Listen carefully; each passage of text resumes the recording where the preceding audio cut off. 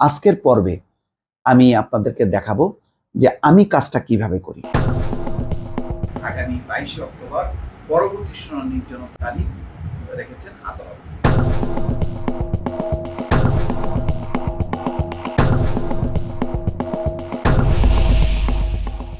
আসসালামু আলাইকুম প্রিয় দর্শক, আমি খুবই অভিভূত। আপনারা ব্যাপকভাবে সাড়া দিয়েছেন। আমি আসলে এটা কল্পনা করিনি। আমি এমনিতেই একটা পোস্ট দিয়েছিলাম যে একটা মোবাইলই যথেষ্ট, সেই মোবাইল দিয়ে লাখ লাখ টাকা ইনকাম করা যায়। সেটা আমি আমার নিজের বাস্তব জীবন দিয়ে বলেছি এবং আহ্বান জানিয়েছি যে সাধারণ মানুষ, বিশেষ করে গণমাধ্যম কর্মী, তারাও যাতে চলে আসে। এটা এমন একটা মাধ্যম, সবাই, সব শ্রেণী পেশার মানুষ অংশ নিতে পারে।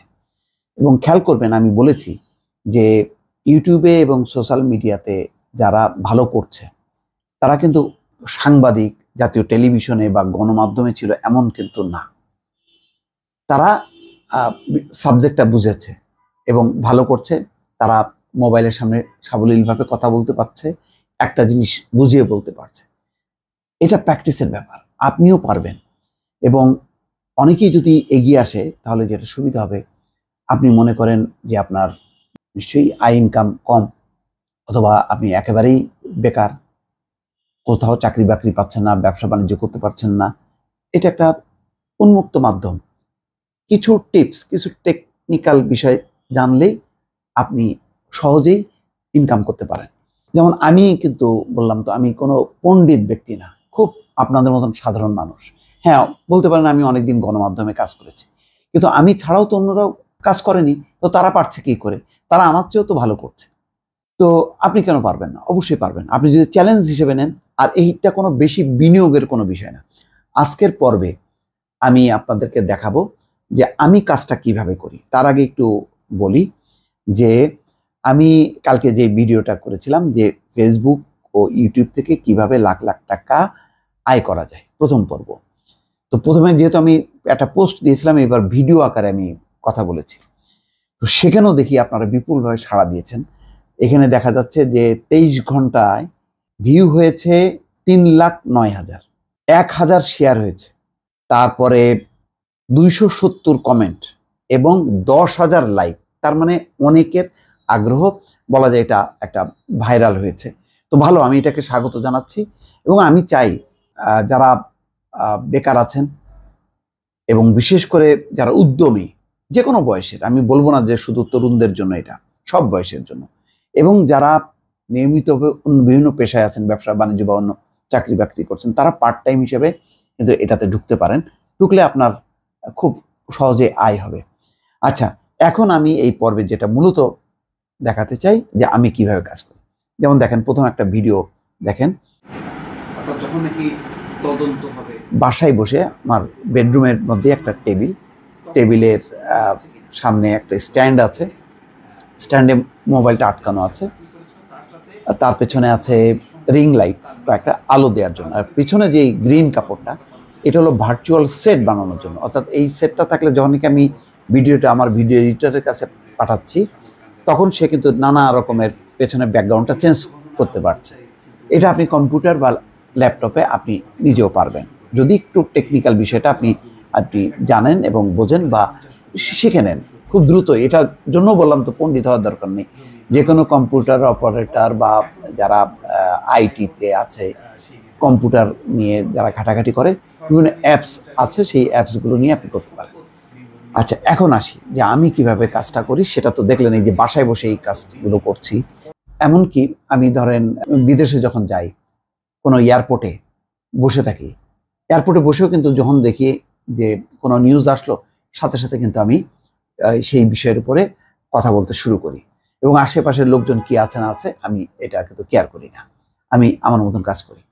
তারপরে আমি কোনো রেস্টুরেন্টে গেলাম, সেখানেও কিন্তু আমি একইভাবে, সেখানেও আমি কথা বলছি। এমনকি আমি হোটেলে, বিদেশে গেলে যে হোটেলে থাকছি, হোটেল রুমে বসেও কিন্তু আমি কাজগুলো করছি। সেই জন্য আমি কি করি, সেই জন্য দেখেন, এই যে আমার সাথে একটা ব্যাগ আছে, ছোট্ট একটা ব্যাগ। এই ব্যাগের মধ্যে কি আছে আমি সেটাও আপনাদেরকে দেখাই। এই ব্যাগের মধ্যে আছে একটা স্ট্যান্ড আছে, এই দেখেন একটা স্ট্যান্ড। এটা খুবই কম দাম, 500-600 থেকে শুরু করে 700-800-1000 সর্বোচ্চ। এই স্ট্যান্ডটা সাথে আমি কি করি, আরেকটা মানে শুধু ক্যামেরা হিসেবে ইউজ করি আরেকটা মোবাইল। একটা মোবাইল আমি ফোন হিসেবে ব্যবহার করি, আপনি দরকার ওই ফোনটাকেই ক্যামেরা হিসেবে ব্যবহার করতে পারেন। আমি একটাতে ভিডিও করি আর একটা মোবাইলে বিভিন্ন পত্রিকাগুলো আমি দেখি আর সেটা নিয়ে কথা বলি। দেখেন এই যে মোবাইল, এটা এখানে আপনি এখানে আটকালেন, তারপরে মাইক্রোফোন দেখেন এখানে এখানে একটা আছে। আমি যেহেতু নিজে কথা বলি, অনেক সময় আরও একটা এক্সট্রা থাকে যদি আপনি কারো সাক্ষাৎকার নিতে যান। তো এটা কি করি, এই যে দেখেন এটা এটা এই এই ঢুকালাম আর এটা অন হয়ে গেল, দেখেন অন হয়ে গেল। এখন আপনি কথা বললে আপনি এটা একদম ক্যামেরার মতন কর্ডলেস মাইক্রোফোন, আপনি কথা বলছেন, বাইরের সাউন্ডটা আপনাকে ডিস্টার্ব করবে না, আপনি মোটামুটি একটা দূরত্বে আপনি কথা বলতে পারেন। আর আমি যেহেতু অধিকাংশ সময় সংবাদ বিশ্লেষণ করি, সুতরাং আমার তো কাছাকাছি থাকে এবং নিরিবিলি জায়গাটা আমি বেছে নিই, এবং একই সঙ্গে এটা যখন ব্যবহার করি তখন সাউন্ডটা অনেক বেশি পরিষ্কার হয়। এই হচ্ছে এই জন্য আমার সবসময় এটা থাকে। এবং আমি বাসায় যেটা করি, বাসার এটা দেখলেন, বাইরে যখন থাকি তখন এই যে এটা করে আমি যে কোনো জায়গায় ব্যাকের থেকে বের করে আমি বসে পড়ে আমি কথা বলা শুরু করি। এবং সেই ক্ষেত্রে যেটা হলো, আমি আশেপাশে কে কি দেখলো না দেখলো, কি মনে করলো না, এইসব লজ্জা সরব করি না, আমি বলতে থাকি। এই যে দেখেন আমার হাতে যে আরেকটা মোবাইল আছে, এই মোবাইলে এই যে প্রথম আলো আছে, তারপরে কি আছে, সমকাল, মানব জমিন, কালবেলা, তারপরে মানে বণিক বার্তা, আজকের পত্রিকা, যতগুলো মানে মোটামুটি বাংলাদেশের মানে দৈনিকের অনলাইন ভার্সন আছে সবগুলোই কিন্তু আমি এখানে নিয়ে রাখি। আজকের পত্রিকা সহ সবগুলো আমি দেখি, ক্রস চেক করি, ওইটার উপর ভিত্তি করে যেই নিউজগুলো আসছে সেই নিউজটাকে আমি একটু বিশ্লেষণ করি। আচ্ছা তাহলে কি করি আমি, নিউজটা অনেকে মানুষ জানতে চায়, আচ্ছা এই নিউজটার আগে পিছে কি আছে, আমি সেই আগে পিছে যেহেতু নিউজের মধ্যে থাকি, আমি ফলো আপগুলো বলি, আগে কি ঘটেছিল, সামনে কি ঘটতে পারে, প্রেডিকশনটা করি আর বিশ্লেষণটা করি যে এটার ফলে কি হতে পারে, সেগুলো ছোট ছোট করে বিশ্লেষণ আনি আর চেষ্টা করি গুরুত্বপূর্ণ সব খবরগুলো আপনাদের সামনে নিয়ে আসে এবং সেই সাথে ছোট ছোট বিশ্লেষণ করে। এবং 3 মিনিট 4 মিনিট 5 মিনিটের বেশি আমি করি না, যেহেতু আমি অনেকগুলো কন্টেন্ট করি, মানুষ যাতে বিরক্ত না হয়। এই কাজটা আমি আমার সাবজেক্ট দিয়ে করি। আবারও বলি, আপনি রাজনৈতিক বিষয়, অর্থনৈতিক বিষয়, বাণিজ্যিক বিষয়, নানান সাবজেক্টগুলো আপনি বেছে নেন, তার উপরে অনেস্ট থাকেন এবং আপনি একটু জানেন শোনেন এবং কথা বলেন। শুধু অর্থ উপার্জন এটা লক্ষ্য হতে পারে না, অর্থ উপার্জন আসবে আপনার, কিন্তু পাশাপাশি চিন্তা করবেন আপনি কাজটা করছেন মানুষের জন্য, মানুষকে ইনফর্ম করছেন, মানুষকে এডুকেট করছেন, তাদেরকে ইনফরমেশনটা দেবেন, তাদেরকে শিক্ষিত করে তুলবেন। আপনি কিন্তু গালাগালি করবেন না, অসম্মান করবেন না, ভদ্রভাবে কথা বলবেন, সম্মানের সাথে কথা বলবেন, সমালোচনাটাও যাতে মানে সুন্দর হয়, গ্রহণযোগ্যভাবে হয়, নির্মোহভাবে আপনি কথা বলেন এবং যেটা উচিত কথা সেটা আপনাকে বলতে হবে। যেমন আমি যেটা মনে করি উচিত সেটা আমি কিন্তু বলি।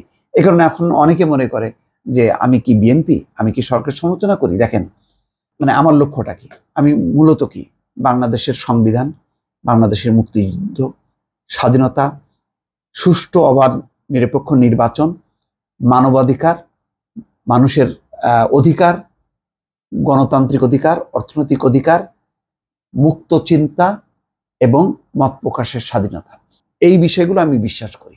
এই বিষয়গুলো যেখানেই বাধাগ্রস্ত হবে সেখানে আমি কথা বলবো।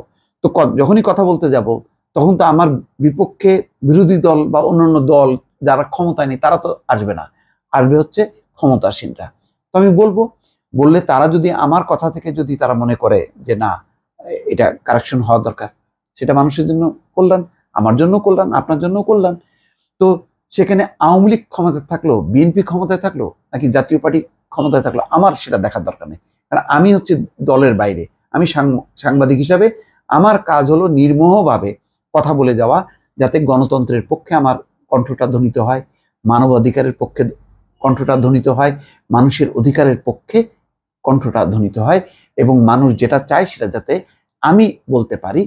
বলার মধ্য দিয়ে মানুষকে সচেতন করা, মানুষকে উজ্জীবিত করা, এবং সরকারকেও একটু চাপের মধ্যে ফেলা, এবং সরকারও যাতে সেই চাপটা নিয়ে যাতে কারেকশনগুলো করা।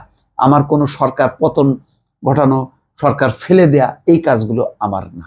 দর্শক, আমি সকাল থেকে রাত পর্যন্ত নানা মাধ্যম দেখি, শুধু পত্রিকা না।